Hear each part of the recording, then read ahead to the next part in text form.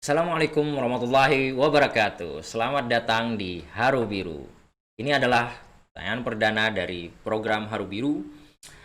Di mana di tayangan perdana ini kami secara khusus dan spesial mengangkat sebuah tema terkait dunia pendidikan. Sebagaimana kita tahu, dunia pendidikan saat ini menjadi perbincangan hangat di kalangan masyarakat. Pada kesempatan kali ini saya tidak sendiri, saya akan ditemani oleh teman saya, seorang akademisi, konsultan pendidikan, founder Yayasan Galih Foundation, yaitu Bung Muhammad Galih, SIKOM MSc. Selamat malam, Bung. Selamat malam. Apa kabar? Alhamdulillah, baik, luar biasa. Baik, Bung. Hari ini kita akan membahas sebuah perbincangan yang sedang hangat, terutama adalah masalah pendidikanmu. Pendidikan, sebenarnya pendidikan ini bukan masalah, tapi saat ini memang karena adanya global emergency, situasi COVID ini, maka muncullah masalah-masalah, begitu ya. Oke, siap. Mungkin dari pembahasan kita akhirnya kaku ya.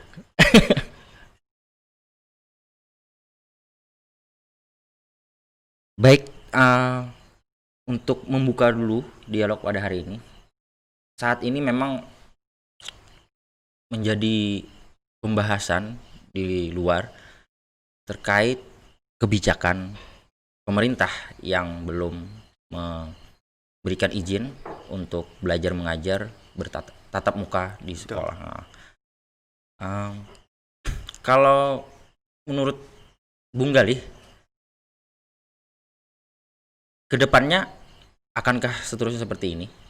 Ya, jadi kita memang satu sisi mengapresiasi dari pemerintah adanya program kuliah daring gitu ya. Iya. Tapi yang menjadi kendala di sini adalah memang dari segi infrastruktur, kemudian metode pembelajarannya itu belum bisa diimplementasikan. Jadi disinilah yang kelihatan ada kendala-kendala. Dan ini pun mungkin hanya sebagian yang merasa ini bisa dijalankan, tapi kebanyakan memang kendala. Jadi dengan adanya ini sebenarnya banyak sisi positif dan negatifnya juga. Tinggal kita nanti bagaimana melihat sudut pandang dari kita sebagai pembelajar ataupun itu sebagai pemangku kebijakan. Dari kebijakan pemerintah itu yang memang diapresiasi, apakah akan memberatkan dari pihak pengajar atau seperti apa? Ada yang berpikiran seperti itu. Jadi ini menarik ya diskusi kali ini karena memang saya selaku akademisi itu diberikan arahan dari pimpinan, dan tentunya dari pimpinan itu dari atasan juga dari menteri, bahwasanya semua perkuliahan itu harus masuk ke daring. Yang pada awalnya kita kan offline harus mengajar tatap muka, kemudian siap tidak siap, mau tidak mau kita harus mengajar secara daring. Bagi akademisi yang memang siap secara teknologi pembelajaran, sudah menguasai metode pembelajaran daring, tentunya tidak akan jadi masalah. Hanya saja saya punya beberapa rekan-rekan yang anggapannya notabene mereka masih belum menguasai metode untuk pembelajaran daring, sehingga memaksa. Nah, jadi sebenarnya positifnya itu di sini, memaksa untuk kita bisa ke arah sana. Berarti di situ kita akan lebih istilahnya lebih produktif lah para tenaga-tenaga pengajar kita ini istilahnya. Dan yang membuat lebih positif maksud saya adalah ide dari Mas Menteri. Jadi menyampaikan bahwasanya memang yang konvensional itu sudah ketinggalan. Benar. Jadi sudah semenjak dulu sebelum adanya COVID, kita sudah memikirkan bagaimana kuliah daring ini, tapi memang di tempat kita concernnya kurang, sehingga baik itu akademisi ataupun guru, dosen segala macam itu masih terpaku dengan cara-cara yang konvensional mengajar tatap muka. Padahal di luar orang sudah sedemikian rupa mengemas pembelajaran.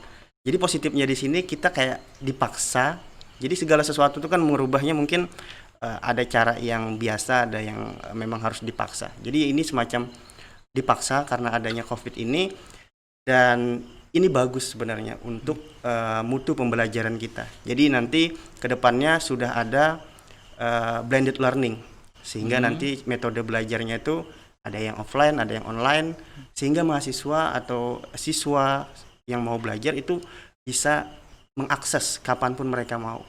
Jadi guru atau dosen pun mereka cuma merekam pembelajaran, yang intinya nanti di kelas adalah bagaimana berpraktek atau membahas isu-isu yang sesuai dengan apa yang tadi disampaikan. Mungkin secara teori itu bisa direkam. Jadi maunya Mas Menteri seperti itu sebenarnya. Oh, berarti itu mengaksesnya itu lewat rumah saja atau gimana? Ya bisa, misalnya besok kita mau belajar. Jadi siswa atau mahasiswa tuh mereka sudah tahu, oh besok kita akan belajar tentang misalnya ini. Dan mereka belajar di rumah, sampai ke kampus atau ke sekolah mereka tinggal membahas masalah-masalah yang ada. Baik. Jadi tidak kaku yang harus textbook atau apa. Jadi mereka bawa masalah-masalah sendiri yang harus dipecahkan di sekolah atau di kampus. Oh, istilahnya seperti ini ya. Jadi apa yang tidak dapat diselesaikan dengan pembelajaran itu, mereka akan menyelesaikannya di kampus ya. Di Seperti kampus. itu, dengan langsung saja bertatap muka untuk memecahkan masalah yang mereka hadapi waktu itu. Mungkin tentang tema ini kita nggak paham, akhirnya nanti di ruang kelas kita bahas bersama-sama. Karena memang konsepnya kalau kita mengetahui sebagai pengajar gitu ya, saya nggak mau kalau mahasiswa saya atau yang belajar dengan saya itu ilmunya hanya sebatas pengetahuan saya. Jadi mereka pun harus ada masalah yang ingin atau cara berpikir, critical thinkingnya itu harus dapat dari mereka. Jadi ketika mereka hanya tahu apa yang saya tahu, mereka dalam masalah besar.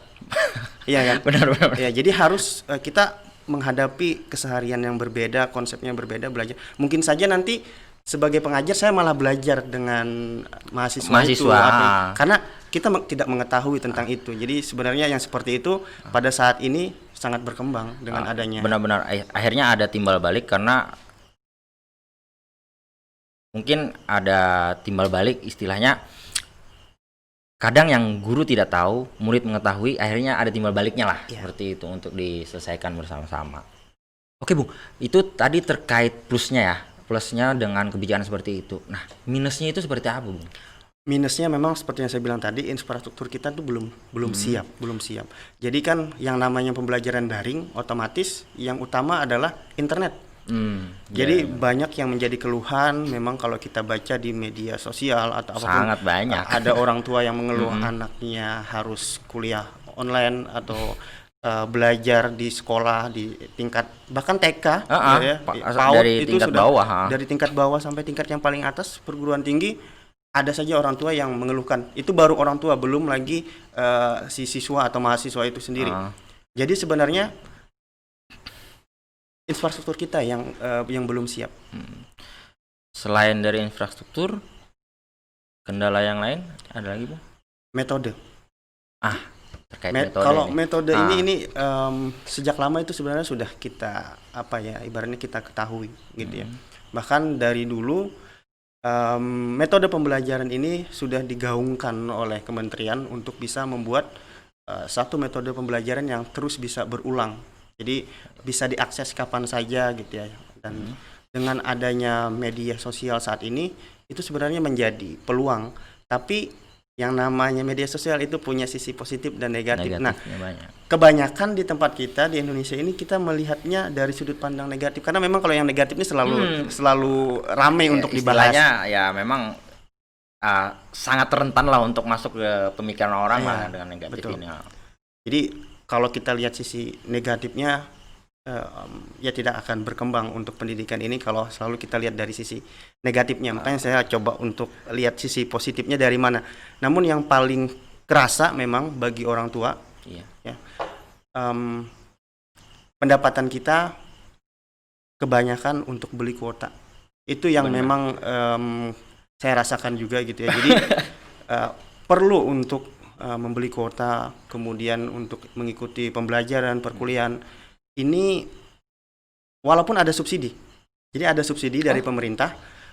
Sepengetahuan saya dana BOS itu boleh dipergunakan untuk pembelian kuota. Bisa untuk dibelikan kuota. Iya. Dan itu diberikan kepada siswa siswanya. atau Ya.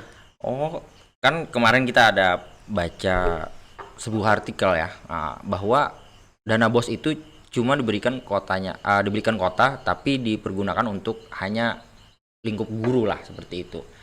Nah, di sini kan ya banyak kan keluhan-keluhan itu yang bahasakan istilahnya jadi perbincangan itu dari pihak sekolah tidak ada memberikan kota gratis, padahal di sini ada gratis, di sini ada yang enggak, simpang siur lah, Bung. Ya.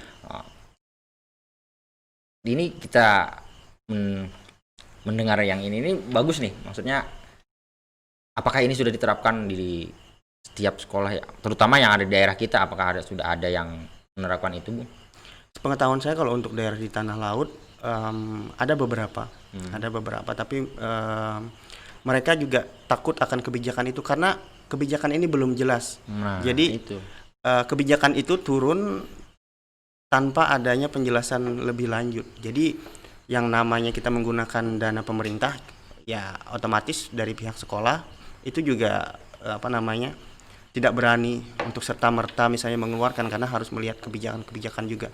Tapi dengan adanya kebijakan Mas Menteri bahwasanya memang itu bisa dipergunakan, bahkan di perguruan tinggi juga beberapa dana itu bisa dialihkan seperti beli masker, kemudian gas disinfektan, kemudian untuk protokol kesehatan di sekolah kesehatan ya, itu boleh istilahnya. termasuk beli kuota internet tadi bisa. Berarti memang ada penggunaannya ke sana. Ya.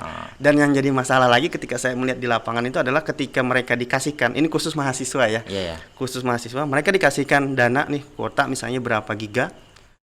Yang jadi masalah adalah tidak dipergunakan untuk mengakses pendidikan. Tapi ada yang akhirnya ke hal yang lain. Game online misalnya. Ya, ini mental sebenarnya. Mental kembali lagi ke mental sebagai mahasiswa tadi.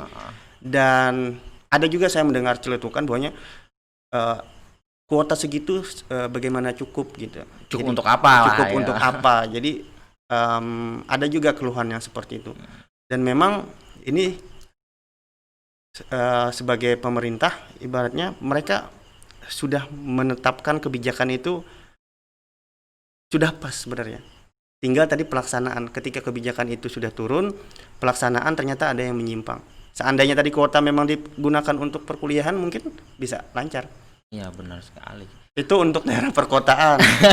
Belum lagi kita bicara daerah pelosok. Nah, ini kalau itu, pelosok luar biasa itu masalahnya. Kan saat ini kan ya yang kita perlu pikirkan itu adalah terkait infrastruktur, apalagi yang di daerah pinggiran. Betul. Atau pedesaan yang memang jaringan internet lah tidak susah untuk diakses.